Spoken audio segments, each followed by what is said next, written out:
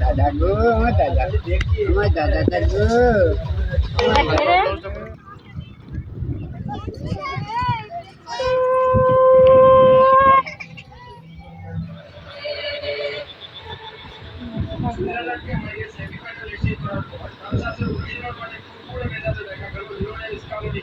আর এর ভেতর ওর ময়লাগুলো পরিণয়ের শব্দ শুনতে যতটা সুন্দর আর দেখতেও কিন্তু ততটাই সুন্দর, কিন্তু পরিণয়ের ভেতরে যে একবার ঢুকবে সে কিন্তু বুঝতে পারবে যে পরিণয় শব্দটি মানে কি।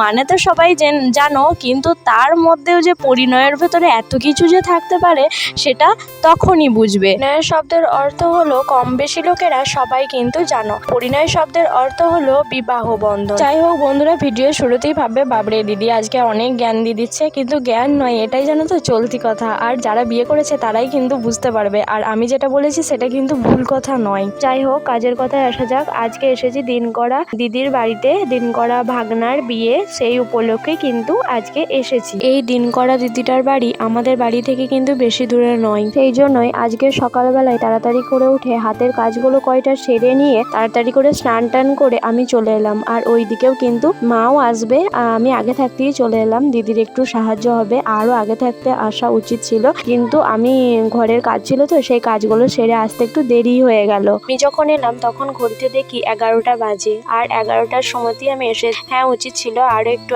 আগে আসা। আর দিদি আমাদেরকে 3 দিন ধরে বলে এসেছিল যে একবারে নিশি জল তোলা থেকে শুরু করে একবারে বিয়ে শেষ পর্যন্ত যেন থাকি, কিন্তু দিদির কথা রাখতে পারলাম। মেয়ে আছে, তারপরে ঘরেটাকি তো কাজও থেকে থাকে বলো, সেটা যদি ব্যাগপত্র নিয়ে কোনো আত্মীয় বাড়ি চলে আসে সেটা হয়, কিন্তু এটা একবারে ঘরের সামনেই পড়ে গেছে না, তো মনে হচ্ছে এই কাজটা আছে ওই কাজটা আছে, আর এমনি অনেকটা দেরি হয়ে গেছে, কিন্তু এই দেরির মধ্যেও যে এত তাড়াতাড়ি আসতে পেরেছি সেটাই অনেক। আর তো এসে খুবই রাগারাগি করছিল, কারণ বলছে এই আসা তো সময় হলো, আর মা কোথায়। আমি বললাম যে মা এখন আসবে না, মা আসবে একটু পর করে আসবে। তো ওদের কিন্তু নানিমুখ হতে হতে 1টা বেজে গিয়েছিল, আর এখনো কিন্তু গায়ে হলুদ যায়নি। তো দেখতেই পারছো এখানে এই কি বলে এটা, বসুন্ধরা হচ্ছে, আর এই ট্রলিটার মধ্যে কিন্তু বৌমার গায়ে হলুদ যাবে। আর এইখান থেকে মেয়ের বাড়ি কিন্তু বেশি দূর না, দিদিরা খুবই গরিব মানুষ, সেই রকম ভাবে কিন্তু আয়োজনটা হয়নি। হ্যাঁ হয়েছিল, ওদের সাধ্য মতো কিন্তু আয়োজন করেছিল, আয়োজন কোনো রকম ত্রুটি ছিল না, কিন্তু যেগুলো একটু বেশি বেশি হয়, মানে এই যে তত সাজানো, band part, cameraman, video cameraman তো থাকে, ভিডিও ক্যামেরা, এইগুলো কিন্তু হয়নি। যাই হোক, আমরা কিন্তু নানিমুখ দেখার পরই আমি আর মনা খেতে চলে এলাম, কারণ তখন কিন্তু 2টো বেজে গিয়েছিল, আর মনার সত্যি খুব জোরসে খিদে পেয়েছিল। মনাকে তো খাওয়াই আমি 12টা থেকে 12:30টার মধ্যে, আর তারপরেই আমি মনাকে খেতে বসাতে নিয়ে চলে গেলাম। আর আমি খাবো না বলে মনাও কিন্তু খেতে চাইছিল না, তার জন্য আমিও খেয়ে নিলাম। আর এসে দেখি এইখানে ওই ভাগনার কাকিমা পায়েস রান্না করছে, ওইটাই নাকি গায়ে হলুদের পর খাওয়াবে। কাকাতুয়াটা দেখতে পেলে ওটাই হচ্ছে ওদের বাড়িতে। আমি একবার বাড়ি গিয়েছিলাম, আর বাড়িতে গিয়ে মনাকে ঘুম পাড়িয়ে দিয়ে এলাম, আর এই দিদিটা আমাকে ডাকছিল ওই ভাগনাকে স্নান করাতে নিয়ে যাওয়ার জন্য। তো চলো আমরা সবাই এবারে নদীতে স্নান করাতে নিয়ে যাব। হ্যাঁ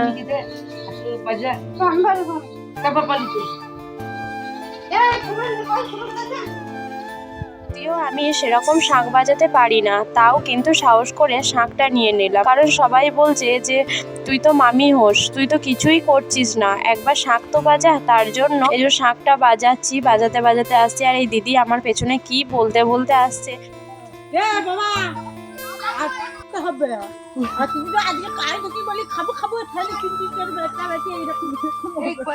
আসবো এই হুচুকেই তো চলে এলাম, আর এসে দেখি কোথায় জল জানো, সেই বড় নদী, কতটা হাঁটতে হবে তারপরে সেই নদীর জল, আর শেষ পর্যন্ত অনেকটা হাঁটার পর এসে পৌঁছে গেছি। আর আমি অর্ধেক রাস্তায় এসেও বাড়ি ফিরতে পারছি না, কারণ একসাথে এসেছি তো আবার তো একসাথেই ফিরতে হবে। এবার সবাই আসছে, সেই সময় যদি আমি ঘুরে বাড়ি চলে যাই সেটা একটা খারাপ হবে, তার জন্য দেখলাম যাই সবার সাথে গিয়ে একবারে স্নান টান করিয়ে নিয়ে একবারই ওদের সাথে চলে আসবো।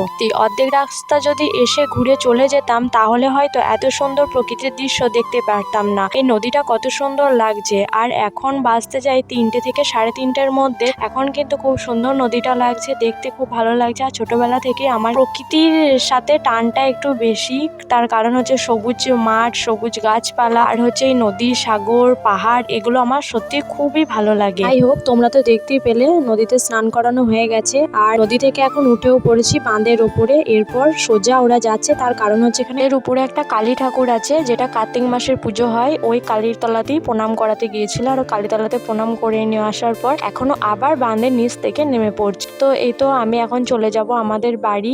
আর তার আগে কিন্তু দিদি বলছে চ একবার সবাই মিলে ওদের বাড়ি থেকে একবার যেতে হয় নাকি ওদের বাড়িতে, তারপরে সঙ্গ ছাড়া হয়ে যে যার বাড়ি চলে যাবি। তাই হোক, সেই কথাই মেনে কিন্তু আমিও চলে যাচ্ছি এখন ওদের বাড়ি, তারপরে সঙ্গ ছাড়া হয়ে আমাদের বাড়ি চলে যাব। আর বাড়ির রান্না বান্না না থাকলে কি হবে, এমনি তো বাড়তি কাজ আছে, সেই কাজগুলো তো গিয়ে করতে হবে। আর এখন প্রায় বিকেলই হতে যাচ্ছে, এরপর চলো একবার দিয়ে দেবো একবার। এই ভিডিওটা আমি আরম্ভ করেছি বিয়ের পরের দিন সকালবেলায়। এখন যদিও সকালবেলা নেই, এখন বাজতে যায় 1টা। বউ আসার কথা ছিল সকালের দিকে, এই 9:30 থেকে 10টা, কারণ এখান থেকে মেয়ের বাড়ি তো বেশি দূর নয়। কিন্তু হলুদ পাঠাতে দেরি হয়েছে বলে নাকি বউ আবার নিজেই বলে পাঠিয়েছে যে যখন গায়ে হলুদ এসেছে তখনই ও নাকি বাড়ি ঢুকবে, মানে বউ বরণ হবে। তো সেই জন্যই কালকে তো তোমাদেরকে বলছিলাম যে এই বিয়ের ভিডিওটা দেখিয়েছিলাম যে 1টা বেজে গিয়েছিল গায়ে হলুদ যেতে করতে, তখন 2টো বাজতে গিয়েছিল। কিন্তু যাই হোক, 2টো বাজায়নি, 1টার সময়তেই কিন্তু বউ এসে হাজির হয়েছিল। নতুন বর কনে বাড়িতে ঢোকার আগেই যেইখানেই যাক না কেন, সে শ্বশুর বাড়িতে যায়, কিন্তু যেই গ্রামে যেমনই ঠাকুর দেবদেবীর মন্দির থাকুক না কেন, সেখানে আগে ঠাকুরের আশীর্বাদ নেয়। আশীর্বাদ নেওয়ার পরই কিন্তু তাদের বাড়িতে ফেরে। তো এখানেও সেই মতে ওরা ওদের ঠাকুরতলায় আশীর্বাদ নেওয়ার জন্য শিবতলাতেও এসেছিল। তো শিবতলা থেকে যেহেতু মা দিন করার দিদা হয়, সেই জন্যই মা ওদেরকে আমাদের বাড়িতে নিয়ে এলো। নিয়ে আসার পর একটু মিষ্টি জল খাওয়ানো হলো। সে তো গাড়িতেই খাওয়ানো হয়, কিন্তু ওরা গাড়ি থেকে নেমেছিল বলেই বললাম যে চলো মা, আমি দুজনেই বললাম যে চলো আমাদের বাড়িতে একটু মিষ্টি জল খাবে, তারপরে আবার যাবে। তো এখানে দেখো ওর দিদা ওদেরকে মিষ্টি জল খাওয়াচ্ছে, একটু হাসি ঠাট্টা হচ্ছে। আর আজকে কিন্তু আমার বড় এসেছে। তোলে দিদি অনেকদিন আগে থাকতেই বলে যাচ্ছে যে ভাই কবে আসবে, ভাই কবে আসবে, ভাই আসবে তো বিয়ের দিন, এই শুধু বলে যাচ্ছিল। তো ও আসতো না, ও জোর করেই এসেছে বারবার করে। আবার কালকেও বলছিল যে ভাই কেন আসছে না, ভাইকে আসতে বল। এই জন্যই ওর ভাই আজকে এসেছে। এই সকালের দিকে এলো। খুব লাজুকে, ওর ভাগনা হয়, তবুও ও রুম থেকে বেরোতে চাইছে না। আর এখানে দেখো প্রণাম করতে হয় বলে ভাগনা বউ দুজনে মিলে প্রণাম করছে। আর আমাকে প্রণাম করার জন্য ও বলছে মামি তাড়াতাড়ি এসো প্রণাম করব। তখন ওরা কিন্তু ওর মামাকে দেখতেই পায়নি, কারণ তো ঘরে বসেছিল, ও তো বাইরে বেরোয়নি। আর মা তারপর বললো দেখ ও ঘরে বসে আছে, তখনই আবার ওর মামাকেও প্রণাম করতে গেছে। আর ওইদিকে ওর মামা তো লজ্জায় আধখানা, ও প্রণাম তো নেবে না। আমি যদিও বা আমাকে জোরজবস্তি করে কিছু রাজি করানো যায়, কিন্তু ওকে তো বাপরে বাপ, ও প্রচুর লাজুকে ছেলে। আর দেখবে কেমন খালি গায়ে বেরিয়ে পড়বে, তার কারণ হচ্ছে ওকে আমি বলছিলাম যে জামাটা পরবে, ও কিন্তু জামা পরেনি, ওই খালি গায়ে বসে আছে, মনে করেছে তো আমি বেরোবো না, সেই জন্যই জামাটা পরেনি। কিন্তু ওদের বাড়ি চলে যাবে, ওদের বাড়ি গিয়ে এরপর দিদি বরণ টরণ করবে। বাপরে বাপ, ছেলের বউ যাচ্ছে, কতটা আনন্দ বলো তো, এই সময়টাই বেশি আনন্দ লাগে।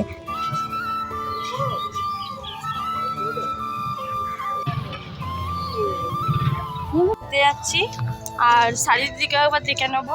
আর ভাবছিলাম এই শাড়িটা চেঞ্জ করবো, আর এই শাড়িটা চেঞ্জ করবো না, আর ভালো লাগছে না। বাপরে যা মেঘের অবস্থা আর যা কাদা হবে, সেই জন্য এই শাড়িটা চেঞ্জ করবো না। এখন প্রথমে শাড়ির দিকে একবার ডেকে নিই, চলো এসো তাড়াতাড়ি এসো। আসছে মনার পাপা দুজনে মিলে আসছে। আর ও আজকে এলো সোমবার, আজকে এমনিতেই ঘর আসার দিন। আর হচ্ছে টুপা দিদি বারবার করে বলে দিয়েছে, সেই জন্য ও এসেছে।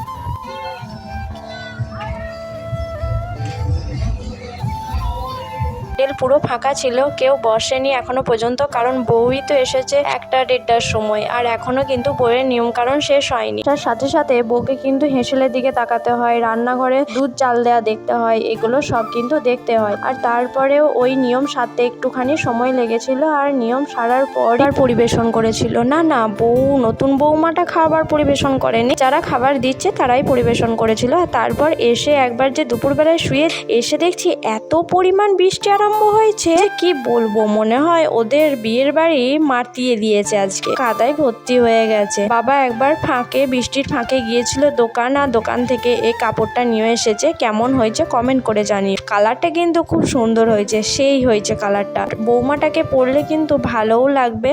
তারপর এখানে প্যাকিং করা হচ্ছে, এটা প্যাকিং করা হচ্ছে আর স্টিকার দিয়েছে নাম লেখার জন্য। স্টিকারে কিন্তু নামটা লিখে দিচ্ছি, তার কারণ হচ্ছে দেখবে কোনো পেপার টেপার দিলে এই প্যাকেটের ওপরে নামটা যদি লেখা থাকে, ও বর বলছিল যে স্টিকারটা ওই প্যাকেটটার ওপরই চিটিয়ে দেবে, কিন্তু আমি বললাম না, প্যাকেট যদি উল্টো পাল্টা হয়ে যায় আর শাড়ি যদি উল্টো পাল্টা হয়ে যায় তাহলে প্যাকেটটাতেই নামটা লেখা থাকবে বাবার, কিন্তু শাড়িটা কে দিয়েছে সেটা তো লেখা থাকবে না। তাই ওকে বললাম যে শাড়িটা চিকচিকির ভেতরে ক্যাটলগটা যেখানে থাকে সেখানেই এই স্টিকারটা ভরে দাও, তাহলে জানতে পারবে যে কে কোন শাড়িটা দিয়েছে। কারণ আমাদের বিয়ের সময় কিন্তু এই গন্ডগোলটা হচ্ছিল, শাড়ি সমান ছিল না, কিন্তু একটা শাড়ির স্টিকার ওলট পালট হয়ে গিয়েছিল। এবারে কে কোনটা দিয়েছে সেগুলো বোঝা যাচ্ছিল না, তো সেই মতে ভেবেই কিন্তু আমরা এরকম, আর সেই মতে ভেবেই কিন্তু আমি ওকে এই প্ল্যানটাই দিলাম। ও তো যেটা ছিল না শুনি যেটা ছিল, তারপরে হাজারবার বলার পর আবার দেখলো না, যেটা যা বলছে সেটা ঠিকই বলছে। ওই শাড়ির ভেতরে স্টিকারটা ভরতে যাচ্ছিল, পারছিল না বলে আমি আবার শাড়িটার ভেতরে স্টিকারটা ভরে দিলাম। তারপরে আবার প্যাকেটের ওপরেও নামটা লিখে দেবে বলছে, তার কারণ হচ্ছে বলছে প্যাকেটটা যদি হারিয়ে যায়, যে কোন প্যাকেটে করে শাড়িটা দিয়েছি সেটাও তো চেনা যাবে না। এটা একটু ইয়ার্কি মেরেই লিখেছে। ও দেখছে আর কোথায় লিখবো, আমি বলছি ঠিক আছে তাহলে তোমার কপালেও লিখে নিয়ে চলো বিয়ের বাড়িতে, তাহলে তোমাকে চিনতে পারবে যে তুমি অমুক জনাকার ছেলে। দুপুর থেকে বৃষ্টি শুরু হয়েছে, কখন যে বৃষ্টিটা একটু ধরবে তারপর বিয়ের বাড়ি যেতে পারবো, না হলে কিন্তু আর যেতে পারবো না। এই জলকাদার মধ্যে আর মনে হচ্ছে না সেরকম শাড়িও পরি। যাই হোক, দেখাই যাক, বৃষ্টিটা যদি একটুখানি ধরে তাহলে সেরকম শাড়ি বার করে বুঝে শুনে পরবো। কিন্তু মনা তার আগে সেজে নিয়েছে, মনাকে আমি সাজিয়ে দিয়েছি, কারণ মনা কখন থেকে সেই সন্ধ্যে থেকে বলছে মা বিয়ের বাড়ি যাবে না, কখন সাজিয়ে দেবে, এই শুধু আমাকে খেপিয়ে দিচ্ছিল। তাই জন্য ওকেই কিন্তু আগে সাজিয়ে দিয়েছি। এ দেখো প্যাকেট পুরো কমপ্লিট হয়ে গেছে, আর বরকেও আমি জামা প্যান্ট সব বার করে দিয়েছি। আর আমি সেজে নেওয়ার পরই কিন্তু ওকে জামা প্যান্ট সব বার করে দিয়েছি, তার কারণ হচ্ছে না হলে আমার আগে ও যদি সেজে নেয় এত তাড়াহুড়ো দেবে, আমাকে একটু সাজতেও দেবে না। আমাকে কেমন লাগছে একটু কমেন্ট করে জানিও, আর বরকে কেমন লাগছে সেটাও একটু কমেন্ট করে জানিও। দুজনাই কিন্তু মিলিয়ে পড়েছি, আর বেটিটার আর মিলি হলো না, কারণ ব্ল্যাক কালারের কোনো জামা নেই। বৃষ্টিটা একটু ধরেছে তাই তো সবাই একসাথে বেরোতে পারছি। আর ওদিকে বাবা মায় দুজনা রেডি হয়ে নিয়েছে, আমরা সবাই একসাথেই যাব। মনা আর ওর পাপা আগে থাকতেই বাইরে বেরিয়ে দাঁড়িয়ে আছে, সাথে আবার আমিও যোগ দিলাম। আর তারপর চলো, মা আর বাবা চাবি লাগিয়ে ঘর দুয়ার আসছে, আমাদেরকে এগুতে বললো।